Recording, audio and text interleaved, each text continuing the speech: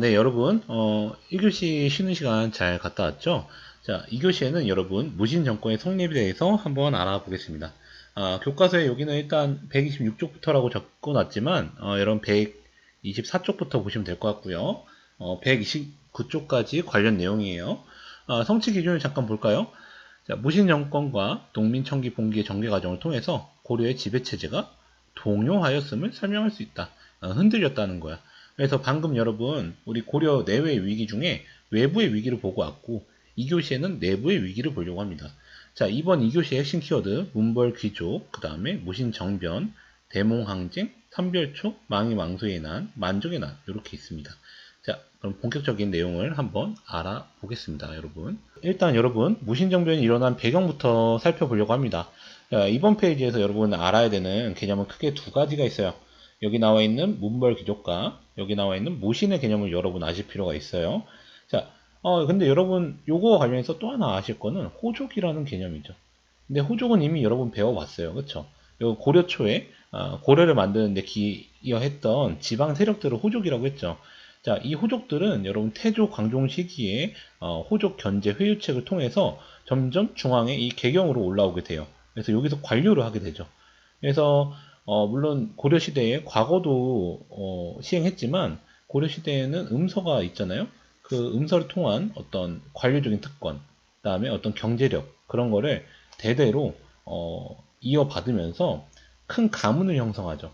그래서 이들이 뭐가 되냐면 문벌 귀족이 되는 거야. 귀족은 뭔지 아실 거고 문벌은 어떤 가문을 얘기하는 거죠. 그래서 문벌 귀족이라는 개념은 그렇게 아시면 되고, 그럼 무신은 무엇인가? 무신은 여러분이 알고 있는 장군 같은 사람들이죠. 그러니까 싸우는 사람들이에요. 이들이 정변, 쿠데타를 일으켰다는 거야. 도대체 왜 그랬느냐? 개경 중심의 문벌 귀족 사이가 동요했기 때문이다. 동요했다는 건 흔들렸다는 거야. 왜 흔들렸느냐? 그거는 지금부터 한번 보도록 할게요, 여러분. 자, 첫 번째는 여기에서 찾아볼 수 있어요. 이자겸이라는 인물의 반란에서 찾을 수 있죠. 여러분 아까 대외관계 얘기할 때 잠깐 나왔던 그 이자겸이에요. 이 사람이 문벌 귀족의 어떤 대표적인 인물인데, 자, 이 사람 보시면 고려 16대 왕 예종의 장인이자 17대 왕 인종의 외할아버지이자 장인이에요. 굉장히 복잡하죠. 자, 도표를 통해서 보시면 이런 느낌이에요, 여러분. 이자겸의 딸이 왕과 결혼했죠. 그 다음에 이자겸의 또 다른 딸은 그 자기 손자랑 결혼을 시킨 거야. 여러분, 그 왕의 장인만 해도 파워가 굉장히 센데, 아예 할아버지이자 장인이야. 그럼 그 파워를 무시할 수가 없잖아요. 그렇죠? 근데 이 사람이 이미 권력이 어마어마하게 큰 사람인데, 반란을 일으켰다. 반란을 일으켰다는 건 뭐냐면, 곧 나중에 왕이 되겠다 이거지. 그래서 이자겸의 나는 결론적으로는 실패해요. 여러분 124쪽 보시면 아시겠지만 이자겸이 척준경이라는 사람과 함께 반란을 일으켰지만 인종이 척준경을 뒤에서 잘 이렇게 설득해가지고 이자겸의 난을 무너뜨리죠. 근데 이 이자겸의 난 자체가 뭘 상징하냐면 문벌 귀족의 대표자인 이자겸 자체가 되게 뭔가 권력을 독점하고 독재하고 부패했다는 걸 보여주는 거야. 문벌 귀족들이 너무나도 권력을 지네들끼리만 가지려고 하고 심지어 왕권까지 위협하는 이런 상황이 되니까 문벌 귀족들에 대한 비판이 커지게 되는 거죠. 자, 그래서 이어서 보시면 그래서 그런 문벌 귀족들에 대한 반대 운동이 크게 발생해요. 그게 바로 묘청의 서경천도 운동이에요. 여러분 교과서에는 125쪽에 나와 있는데 여러분 당시 수도가 개경인 거 아시죠? 근데 이 묘청 같은 이 요 스님은 뭐라고 하냐면 개경에서 이제 서경으로 옮기자. 왜냐면 이런 풍수지리 알죠? 우리 고려 세울 때 얘기했던 그 풍수지리설. 자, 그거에 의해서 개경의 땅은 이미 기운이 쇠했다. 그래서 서경으로 옮겨야 된다. 자, 대놓고 얘기하지 않았지만 왜 개경의 땅의 기운이 쇠했다고 얘기하는 거냐면 여기에 문벌 귀족들이 너무 권력을 독점하고 있다. 그래서 개경에서 너무 혼란이 많으니까 거기 이미 끝났어. 그래서 서경으로 천도, 수도로 옮겨야 된다. 이런 거를 왕한테 건의를 해요. 자, 근데 여러분 그 개경에 살고 있던 문벌 귀족들이 천도를 당연히 동의할 리가 없잖아요. 천도를 하면 자기의 권력, 어떤 경제적 기반이 흔들리는 건데, 그래서 반대를 해. 근데 왕의 입장에서는 이런 성형천도 운동이 처음에 나쁘지 않죠. 왜냐하면 기득권 세력을 흔들 수 있는 그런 거니까. 그래서 이 사람들이 거기다가 왕한테 좀 마음에 드는 주장을 많이 해. 그러니까 뭐냐면 이런 교과 125쪽에 나와 있지만 서경으로 옮기면서 뭐라고 주장하냐면 이제 우리는 황제 칭호도 쓰고 금나라를 금국 정벌하자. 왜 금나라한테 사대하느냐? 막 정벌하자. 뭐 이렇게 하죠. 그리고 우리나라가 황제의 명칭을 쓰고 뭐 그렇게 하자 하는 거죠. 자, 대표적인 반대 세력은 누구가 있냐면 여러분 삼국사기를 썼던 김부식이라는 인물이 있는데, 자, 이런 사람들, 이 사람으로 대표되는 어떤 문벌 귀족들은 그런 주장을 반대하죠.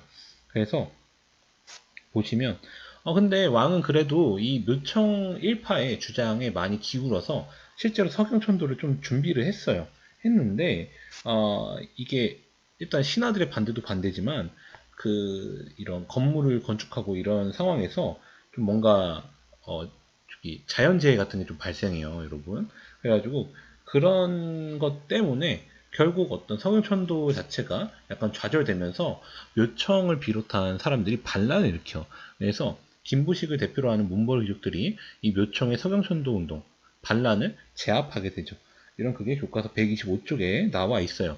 근데 이 묘청의 서경천도 운동도 역시 뭘 상징하는 거냐면 문벌 귀족 사회가 너무 부패했다는 걸 상징하는 거고, 또 하나는 뭐냐면 그런 부패함을 수정할 수 있는 기회가 날아갔다는 걸 얘기하는 거예요. 자, 그러면 여러분 이어서 볼게요.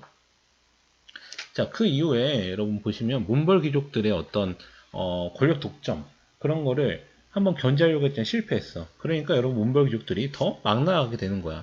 그래서 특히 당시 문벌 귀족들은 문신이에요. 약간 관료층들이잖아. 공부하다 학자들이란 말이야. 자, 그들은 무신에 대해서 차별대우를 어마어마하게 해요. 그래서 보시면 저기 김부식의 그 뭐야 가문 중에 김돈중이라는 사람이 있는데, 이 사람은 당시 정중부 장군의 막 수염에 불도 지르고, 또 할례라는 사람은 이소웅이라는 장군의 막 뺨도 때리고 막 이래요. 당시 이런 어떤 문신들의 횡포를 보면서 무신들은 점점 어떤 불만을 쌓아갈 수밖에 없어요. 원래도 무신들은 차별대우를 많이 받았어. 여러분, 그 옛날에 서희 장군도 문신이고요. 강감찬 장군도 문신이에요. 그러니까 보통 그런 큰 전쟁은 무신이 이끄는 게 맞는데 고려는 문신 중심의 사회였던 거야, 그동안. 그래서 이런 어떤 불만들 더불어서 이런 교과서에 126쪽에 잘 나와 있는데 고위 무신들은 그런 불만이 컸고, 하위 군인들은 어떤 급여 자체를 제대로 지급하지 않으니까 불만이 커졌다라는 거. 자, 이런 상황에서 저런 사건들이 발생하니까 결국엔 무신들이 반란을 일으키게 되는 거죠, 여러분. 그래서 보시면 처음에는 이의방이라는 사람이 권력을 잡아요. 그랬다가 정중부라는 무신, 그 다음 경대승, 이의민, 그 다음에 최충원, 최우, 최양, 최이 뭐 이렇게 가죠. 여러분 일단 여기서부터는 최씨 정권이라고 많이 불러요. 최. 그다음에 이 끝에는 이제 뭐 거의 말기죠. 무신정권기는 여러분 흔히 정치기구로 많이 구분을 하죠. 네, 처음에는 기존의 무신들이 회의하던 중방이라는 기구가 있어요. 자, 그 기구를 중심으로 했던 시기가 있어. 그게 여기까지고요. 최충원 시기부터는 새로운 기구를 만들어요. 그 무신 정권만의 고위 회의체로 교정도감이라는 걸 만들고요. 최후부터는 정방이라는 또 정치기구를 만드는데, 이 정방은 인사기구예요. 인사기구로서 특히 문신을 등용해요. 되게 웃기죠? 그러니까 처음에는 문신들을 다 자기들이 차별하던 문신들을 다 제거한 다음에 무신들 위주로 정치를 했는데, 최후 시기 가서 무신들의 인사권을 관리하는 정방을 만든 건 아무래도 무신들로만 국정을 운영하기에 한계가 있다는 걸 느꼈다는 거죠. 그래서 인사권을 장악하려고 한 거고요. 그다음에 여러분 최씨 정권기에 여기 도표에 나와 있지 않지만 또 중요한 개념 중에 삼별초라는 군대도 중요해요, 여러분. 여러분이 제일 헷갈려 하는 거야. 그 여진족의 거기서 나왔던 별모반과 지금 여기 나오는 삼별초는 분명히 다른 군대이기 때문에 여러분 좀 구분을 하실 필요가 있습니다. 그래서 다시 한번 강조하면, 여러분 무신정권 초반부에는 기존의 회의체였던 중방을 중심으로 정치를 했다면 최씨 정권부터는 교정도감이라는 최고 결정기구를 만들어서 정치를 했어요. 이 시기에 왕이 없던 건 아니에요, 여러분. 이렇게 보시면 왕이 있긴 해. 근데 이 왕들은 다 허수아비일 뿐이고 실질적인 어떤 정치는 무신들이 다 결정을 했다라는 거죠. 자, 요 시기 넘어갈게요, 여러분. 자, 근데 바로 이런 시기에 밀란, 백성들의 반란도 엄청나게 많이 발생하게 된다. 이런 교과서에 보시면 128쪽부터 129쪽에 나와 있어요. 자, 백성들이 이 시기에 왜 이렇게 반란을 많이 일으키느냐? 이유는 하나는 아무래도 세금을 많이 걷었다. 왜냐하면 무신정변이 일어나고 나서 문신들도 물론 뭐 백성들 많이 괴롭혔지만 무신들도 그에 못지 않았다는 거야. 아무래도 자기 권력과 어떤 자기의 경제력을 키울 그런 욕심만 있었기 때문에 많은 백성들의 세금을 착취하죠. 자, 세금이 많이 많아진 거. 두 번째는 여러분 무신들 자체가 그 출신 성분이 굉장히 낮아요. 어, 그 대표적으로 이음인 같은 사람들은 천민 출신인데, 자, 그런 사람들이 권력의 최정점에 섰죠. 자, 그런 걸 보면서 많은 백성들은 나도 신분 이 꼭 천민이어야 되는가, 하층민이어야 되는가, 이런 생각을 하면서 반란이 많이 일어나. 그래서 보시면 특히 여기 여러분 지도에서 여러분이 기억해야 되는 대표적인 반란은 이런 망이망소의 난 또는 만족의 난, 이런 건 좀 아셔야 돼요, 여러분. 망이망소의 난은 여러분 소라는 지역이 있어요. 고려에는 소. 근데 이게 일반 행정구역은 아니에요. 특수행정구역이야. 그러니까 국가에 뭔가 납품할 게 있을 때 그걸 전문적으로 하는 마을을 지정해 놓는데 그게 소 같은 거예요. 근데 공식적으로는 이 사람들이 천민은 아닌데 국가에 좀 예속되어 있어서 그런지 사회적으로 천대받던 그런 마을들이에요. 자, 여기 살던 망이망소의 형제가 우리 고을을 현으로 승격시켜 달라. 일반적인 마을로 승격시켜 달라고 한 거죠. 그랬더니 정부가 이걸 무마하고 제압을 했죠. 자, 그 다음에 여러분 옆에 보시면 만적. 이 사람은 사노비예요. 사노비. 그러니까 노비는 노예인데 사는 뭐냐면 사적인 노비라는 거야. 그럼 사랑 반대되는 건 공도 있었겠죠, 여러분. 공노비. 공노비는 국가의 노비고 사노비는 개인의 노비야. 자, 만적은 당시에 여러분 최충원의 노비인데 아까도 얘기했지만 그런 무신들 낮은 신분 출신의 무신들이 권력을 장악하는 걸 보면서 만적이 이런 얘기를 하는 거죠. 장군과 재상의 종자 씨가 따로 있느냐? 때가 오면 누구나 할 수 있다. 우리도 어떤 이런 천민에서 벗어나 보자 이런 그 주장을 통해서 반란을 일으킨 건데 내부 고발자로 인해서 이 반란도 실패하게 된다. 근데 이런 대표적인 두 반란 말고도 수많은 민란들이 발생하게 된다는 거 여러분 교과서 128쪽과 129쪽을 통해서 한번 훑어보실 필요가 있겠습니다. 그래서 일단은 여러분 오늘 고려의 내외부의 어떤 혼란, 그래서 고려는 어떻게 대처했는가에 대해서 봤어요. 그래서 여러분 외부의 혼란, 뭐 거란의 침략이나 여진의 침략에 대해서 어떻게 대처했는지 보셨죠? 보시면 여러분 다시 한번 그 복습을 하면 거란에 대해서는 1차, 2차, 3차 침략에 대해서 1차 때는 서희가 단판을 했고 2차 때는 양주 장군이 활약을 했죠. 3차 때는 강감찬 장군이 활약을 해서 막아냈고요. 여진족과 관련해서는 좀 나름대로 정보를 하려고 별무반을 만들었지만 결국 성과를 크게 내지 못했고요.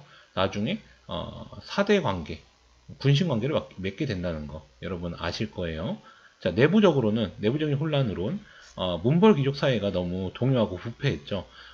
그래서 나름대로 묘청 등이 반란 일으켰지만 실패했고 그래서 나타났던 게 무신 정권이죠. 그래서 무신 정권으로 인해서 기존의 문벌 귀족이 무너졌던 거예요. 근데 여러분 내부에 한해서는 무신이 권력을 장악했지만 어떤 고려의 내부적인 문제를 해결하기는 어려웠던 거죠. 이 무신들 자체의 역량이. 그래서 내부에서 많은 반란이 발생하게 된다라는 것까지 오늘 얘기했습니다. 여러분 다음 강의에는 앞반 선생님께서 광춘 선생님께서 몽골이 침략해 들어오고 거기에 대해서 고려가 어떻게 저항했는가, 원간석기 고려는 어떤 모습이었는가에 대해서 이렇게 알려주실 거예요. 그러면 다음 시간에 보도록 하죠. 수고했습니다.